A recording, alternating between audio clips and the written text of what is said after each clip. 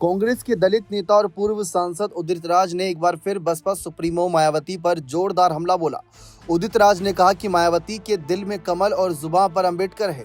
इसके साथ ही कहा कि बहुजन समाज पार्टी जब जब सत्ता में आई तब तब अनुसूचित जाति जनजातियों के अधिकारों पर तब कुठारघात किया। इसके साथ ही उन्होंने यह भी दावा किया कि बीजेपी इस बार बीएसपी को यूपी में परोक्ष रूप से लड़ाने वाली है। उदित राज के इन्हीं आरोपों पर बसपा के राज्यसभा सांसद रामजी गौतम ने जोरदार पलटवार किया। बसपा के राज्यसभा सांसद रामजी गौतम ने कांग्रेस नेता पर निशाना साधते हुए कहा कि जब बसपा आगे बढ़ रही है तो विपक्षी पार्टियां अपने चमचों को एक्टिव कर इस तरह की अनर्गल बातें करवा रही हैं। बहन जी के 4 बार के शासन में बहुजन समाज को आत्मसम्मान, शिक्षा, रोजगार हर क्षेत्र में भागीदारी मिली है। साथ ही उन्होंने कहा कि उदित राज की बुद्धि अब काम नहीं कर रही, इसीलिए इस तरह की बेफजूल बातें कर रहे हैं। बता दें कि रविवार को लखनऊ के प्रेस क्लब में आयोजित एक प्रेस कॉन्फ्रेंस के दौरान दलित, ओबीसी, माइनॉरिटीज एवं आदिवासी संगठनों के परिसंघ के राष्ट्रीय अध्यक्ष डॉक्टर उदित राज ने आरोप लगाया कि बसपा कांशीराम की विरासत का लाभ मनुवादी ताकतों को पहुंचा रही है। वोट चोरी से लोकतंत्र को कमजोर किया जा रहा है। इसके विरोध में बसपा का संघर्ष करना चाहिए, यही कांशीराम को सच्ची श्रद्धांजलि होगी।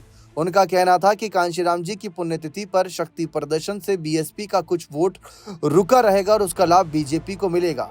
उदित राज ने बसपा प्रमुख पर तंज कसते हुए कहा कि मायावती के दिल में कमल और दिखावे के लिए जुबान पर अंबेडकर।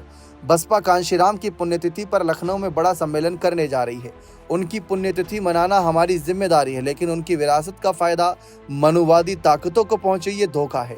बीजेपी इस बार बीएसपी को यूपी में परोक्ष रूप से लड़ाने वाली है और 50-60 सीट भी अगर बसपा जीतती है तो इंडिया गठबंधन को आसानी से रोका जा सकता है।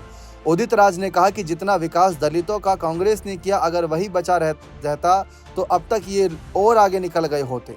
उनका यह भी कहना था कि 6 सितंबर 2011 को मायावती की सरकार ने उत्तर प्रदेश में अनुसूचित जाति जनजाति के लिए बने छात्रावासों से 30% सामान्य वर्ग के लिए आदेश निकाल दिया था। यूपी में करीब 266 हॉस्टल है, ज्यादातर कांग्रेस की सरकारों ने बनाए थे।